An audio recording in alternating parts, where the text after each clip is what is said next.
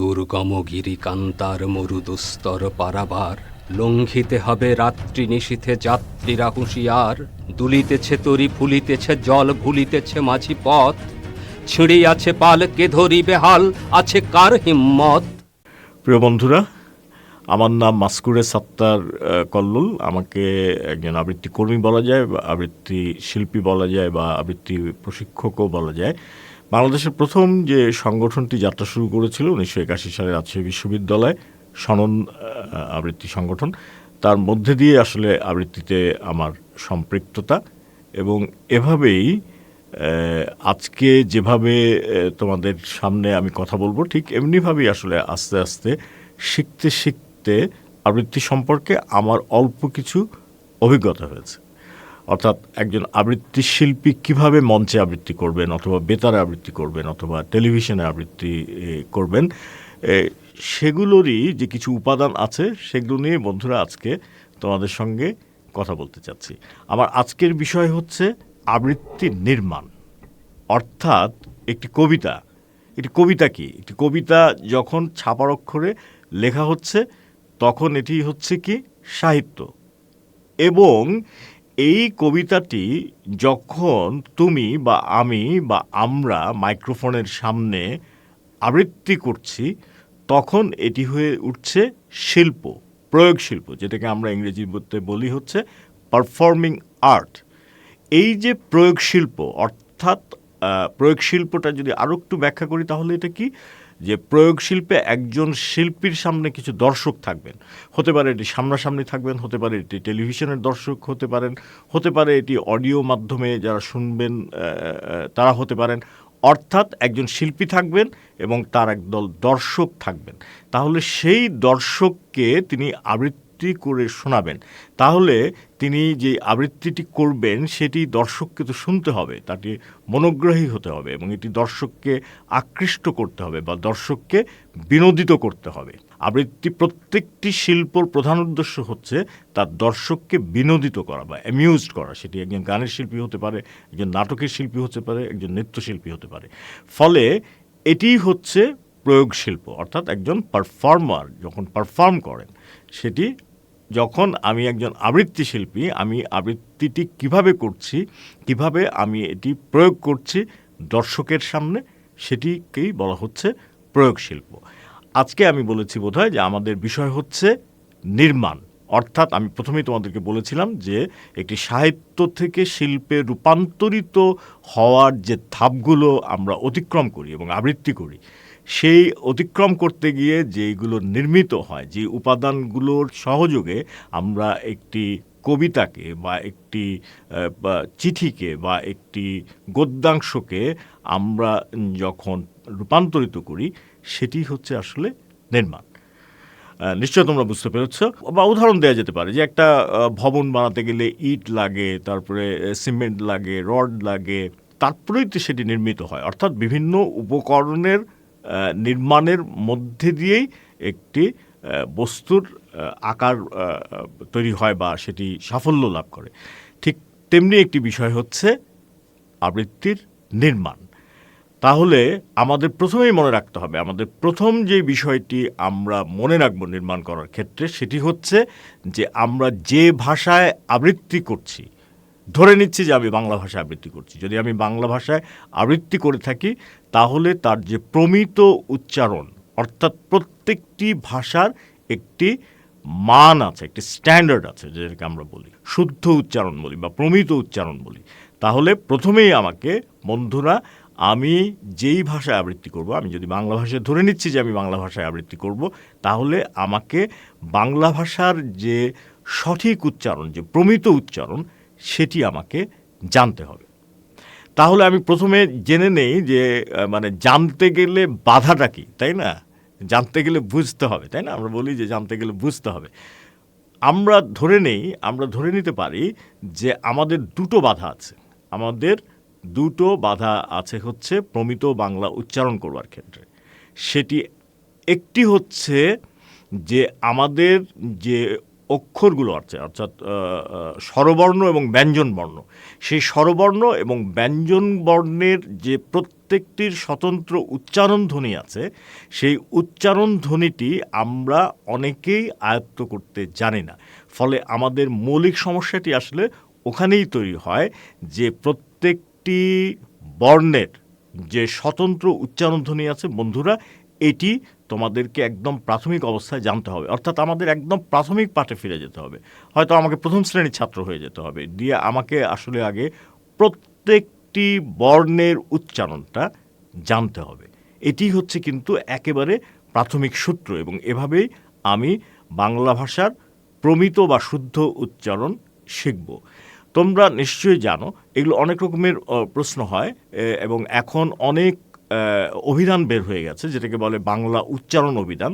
তোমাদের যখন অনেক মৌলিক সমস্যা দেখা দিবে, বেসিক সমস্যা দেখা দিবে, কারণ আমরা এই সংক্ষিপ্ত আলোচনায় হয়তো সবগুলো বলতে পারবো না, হ্যাঁ, তখন তোমরা বাংলা ভাষার যে উচ্চারণ অভিধান আছে সেগুলো দেখে নেবে। প্রিয় বন্ধুরা, তাহলে আমরা জানলাম যে আসলে আমাদের যে বর্ণমালাগুলো আছে সেই বর্ণমালার যে স্বতন্ত্র উচ্চারণ ধ্বনি আছে সেগুলো যদি আমরা ঠিকমতো আয়ত্ত করতে পারি তাহলে আমরা প্রমিত উচ্চারণের দিকে অনেকখানি এগিয়ে যাব। এটি হচ্ছে একটি দিক। দ্বিতীয় দিকটি হচ্ছে কি, আমি নির্মাণের প্রসঙ্গে কিন্তু বলতে চাচ্ছি যে নির্মাণের একটি উপকরণ হচ্ছে উচ্চারণ। আমাদের আরও একটি উচ্চারণের বাধা আছে, সেটি হচ্ছে কোনটি? সেটি হচ্ছে আমাদের আঞ্চলিক উচ্চারণ। আমরা কিন্তু আঞ্চলিক উচ্চারণের বিরুদ্ধ নই। যখন আমি একটি কবিতা আঞ্চলিকভাবে উচ্চারণ করব, যেই জেলার কবিতাটি আমি আঞ্চলিকভাবে উচ্চারণ করব, আমাকে কিন্তু তাহলে সেই জেলার উচ্চারণটি জানতে হবে আঞ্চলিক উচ্চারণের ক্ষেত্রে। তাহলে আমি যখন শুদ্ধ উচ্চারণ করতে যাব তখন আমাকে কিন্তু আবার আমার যে জেলা থেকে আমি এসেছি, বাংলাদেশের যে বিভিন্ন অঞ্চল আছে সেই অঞ্চলের আঞ্চলিক উচ্চারণ দুষ্ট যে সমস্ত উচ্চারণগুলো আছে, যেই উচ্চারণগুলো আঞ্চলিক দোষে দুষ্ট, প্রিয় বন্ধুরা, আমাদেরকে এড়িয়ে যেতে হবে বা আমাকে ধরে ফেলতে হবে যে আমার যে অঞ্চল থেকে আমি এসেছি। যেমন আমি দুই তিনটে খুব ছোট্ট করে উদাহরণ দিয়ে যেতে চাই। যেমন আমরা যদি বলি যে ফরিদপুর বা যশোর বা ঝিনাইদহ, সেই অঞ্চলের লোকজন কিন্তু বর্গীয় জ, ছ, চ এগুলো উচ্চারণ করতে গিয়ে দেখা যায় যে তারা বাধার সম্মুখীন হয়। যেমন অনেকেই ছাত্র বলে, অনেকেই জাতীয় বলে ফেলে, হ্যাঁ। আবার আমরা যদি সিলেট অঞ্চলের দিকে যাই তাহলে আমরা দেখতে পাবো যে তারা কয়ের সঠিক উচ্চারণ করতে পারেন না। ওনারা হয়তো বলেন যে খিতা খবর, ওনারা হয়তো বলে ফেলেন কলাকে খোলা। তাহলে দেখা যাচ্ছে যে আঞ্চলিক উচ্চারণের কারণে তার শুদ্ধতম উচ্চারণের দিকে যেতে তার অসুবিধা হচ্ছে। আমরা যদি রাজশাহীর অঞ্চলের দিকে আসি তাহলে আমরা দেখব যে রাজশাহীর অনেকে আছেন যারা তালব্য, দন্তস্ব এবং মূর্ধন্যস্ব, এই যে তালব্য বর্ণের তিনটি উচ্চারণ, এই উচ্চারণের মধ্যে তারা কিন্তু গোলমাল করে ফেলেন। যেমন আমরা একটা খুব জনপ্রিয় বলি যে সার, এখানে অনেক সার, হ্যাঁ, আসলে হবে সার, এখানে অনেক সার। একটা হচ্ছে ফার্টিলাইজার এবং আরেকটা হচ্ছে সার। তো দুটোকেই তালব্যযুক্ত উচ্চারণ করে ফেলার ফলে দেখা গেল যে উচ্চারণটি সঠিক হচ্ছে না। তাহলে আমাদের উচ্চারণের যে সমস্যার দিকগুলো আছে সেটি হচ্ছে আমি যেটা বললাম সেটা হচ্ছে প্রথমত যে আমাদের প্রত্যেকটি বর্ণের যে স্বতন্ত্র উচ্চারণ ধ্বনি আছে সেগুলো শিখে ফেলা, এবং আমার নিজের মধ্যে যে আঞ্চলিক উচ্চারণজনিত যে দুষ্টতা আছে সেগুলোকে পরিহার করে ফেলা। তাহলেই আমরা দেখতে পাবো, এবং আমরা যদি ভালো গান শুনি এবং আমরা যদি যারা খুব স্ট্যান্ডার্ড যারা সংবাদ পাঠ করেন তাদের উচ্চারণগুলো যদি খুব লক্ষ্য করি তাহলে কিন্তু আমরা নিজেরাই অনেকখানি সংশোধিত হতে পারবো এবং আমরা উচ্চারণের দিকটিকে অতিক্রম করতে পারবো। এবার আমি যেটিতে আসব সেটি হচ্ছে যে আবৃত্তি নির্মাণের ক্ষেত্রে আমার কোন কোন দিকটি দেখতে হবে। প্রথমতই আমার দেখতে হবে যে আমি কি ধরনের কবিতা আবৃত্তি করছি। আমি কি প্রেমের কবিতা পড়ছি, আমি কি দ্রোহের কবিতা পড়ছি, আমি কি দেশপ্রেমের কবিতা পড়ছি, আমি কি কোনো ক্ষুব্ধ প্রতিক্রিয়া ব্যক্ত করার কোনো কবিতা পড়ছি। আমি যেই কবিতাটি পড়ব, প্রিয় বন্ধুরা, আমাকে কিন্তু আমার কণ্ঠস্বরটি সেই জায়গায় নিয়ে যেতে হবে। আমি যদি একটি প্রেমের কবিতা পড়তে চাই তাহলে আমার কণ্ঠের মধ্যে এক ধরনের রোম্যান্টিসিজম আনতে হবে, আমার কণ্ঠের মধ্যে এক ধরনের ভালোবাসার বহিঃপ্রকাশ থাকতে হবে, তাই না? আবার আমি যদি কোনো দ্রোহের কবিতা পড়ি, তাহলে সেই দ্রোহের কবিতা পড়ার ক্ষেত্রে যে ক্ষুব্ধতা থাকে বা কণ্ঠস্বরের যে তেজস্বিতা থাকে বা কণ্ঠস্বরের যে দীপ্ততা থাকে, কণ্ঠস্বরের যে দৃঢ়তা থাকে, সেই দীপ্ততা এবং দৃঢ়তা বা সেই তেজস্বিতা আমার সেই মানে কবিতার মধ্যে দিয়ে আমাকে প্রবাহিত করতে হবে। যেমন আমি একটা উদাহরণ দিই, এবং আমাদের খুব সূক্ষ্মভাবে কিন্তু নির্মাণের ক্ষেত্রে এই জিনিসগুলো দেখতে হবে। যেমন আমি যদি নির্মলেন্দু গুণের একটি কবিতা তোমাদের সামনে এখন পড়ে শোনাই, এটি একটি প্রেমের কবিতা, কিন্তু এই কবিতার মধ্যে যদি তোমরা দেখবে যে প্রত্যেকটি কবিতায়, অর্থাৎ যে কবি লিখছেন, সেগুলো কিন্তু আমাদের দৈনন্দিন জীবনের আমাদের চতুর্দিকে আমরা যেগুলো দেখি সেগুলিরই কিন্তু প্রতিফলন। সেগুলোর প্রতিফলন হচ্ছে আবৃত্তির মধ্যে দিয়ে, আমার নির্মাণের মধ্যে দিয়ে আমি সেদিকে কিন্তু একটা সতর্ক দৃষ্টি রাখব। যেমন বন্ধুরা, আমি একটি ছোট্ট উদাহরণ তোমাদেরকে দিচ্ছি প্রেমের কবিতার ক্ষেত্রে। তুমি দেখো যে নির্মলেন্দু গুণের ওটা কিছু নয়, এইবার হাত দাও, টের পাচ্ছ আমার অস্তিত্ব, পাচ্ছ না? একটু দাঁড়াও, আমি তৈরি হয়ে নেই,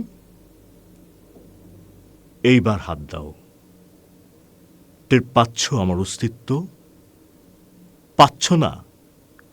বন্ধুরা, তোমরা কি খেয়াল করছো যে আমি যখন প্রথম পাচ্ছ নাটি বললাম, অর্থাৎ আমি যখন বলছি এইবার হাত দাও, টের পাচ্ছ আমার অস্তিত্ব, পাচ্ছ না? একটু দাঁড়াও, আমি তৈরি হয়ে নেই, এইবার হাত দাও, টের পাচ্ছ আমার অস্তিত্ব, পাচ্ছ না? প্রথম পাচ্ছ না এবং দ্বিতীয় পাচ্ছ নার স্বর প্রেক্ষেপণের মধ্যে একটি পার্থক্য আমি তৈরি করেছি। এটি হচ্ছে নির্মাণের একটি কৌশল। আমি কেন করেছি?